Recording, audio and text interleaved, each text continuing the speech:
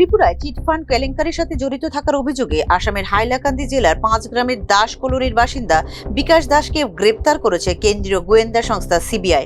2013 সাল থেকে আইন প্রয়োগকারী সংস্থাকে ফাঁকি দিচ্ছিলেন বিকাশ দাস, যেখানে তাকে একজন ঘোষিত অপরাধী ঘোষণা করেছিল আগরতলার বিশেষ সিবিআই আদালত। জালিয়াতিমূলক আর্থিক পরিকল্পনার সাথে সম্পর্কিত দুটি এফআইআরে তাকে ওয়ান্টেড ঘোষণা করা হয়েছিল, যা পরবর্তীকালে ত্রিপুরা সরকারের কাছে হস্তান্তর করে সিবিআই। 16 আগস্ট 2024 তারিখে তার বিরুদ্ধে একটি স্থায়ী পরোয়ানা জারি করে তাকে গ্রেপ্তারের তথ্যের জন্য নগদ 20,000 টাকা পুরস্কার ঘোষণা করেছিল কেন্দ্রীয় অন্বেষণ ব্যুরো বা সিবিআই।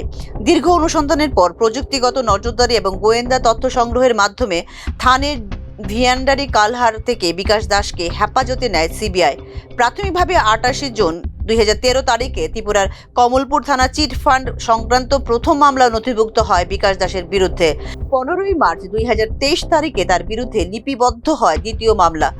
সূচনা রিয়েল এস্টেট প্রাইভেট লিমিটেড নামে একটি চিটফান্ড কোম্পানি পরিচালনা করত বিকাশ দাস, যা বিনিয়োগকারীদের প্রতিশ্রুতি দিয়েছিল উচ্চ রিটার্নের। তার বিরুদ্ধে 21 জানুয়ারি 2025-এ চার্জশিট দাখিল করে সিবিআই। উল্লেখ করা যেতে পারে, ত্রিপুরা চিটফান্ড কেলেঙ্কারির সবকটি মামলার তদন্ত দ্রুত গুটিয়ে এনে অভিযুক্তদের আইনের আওতায় আনার জন্য ইতিমধ্যে কেন্দ্রীয় গোয়েন্দা সংস্থা সিবিআইকে নির্দেশ দিয়েছে দেশের সর্বোচ্চ আদালত। Bureau report, news now.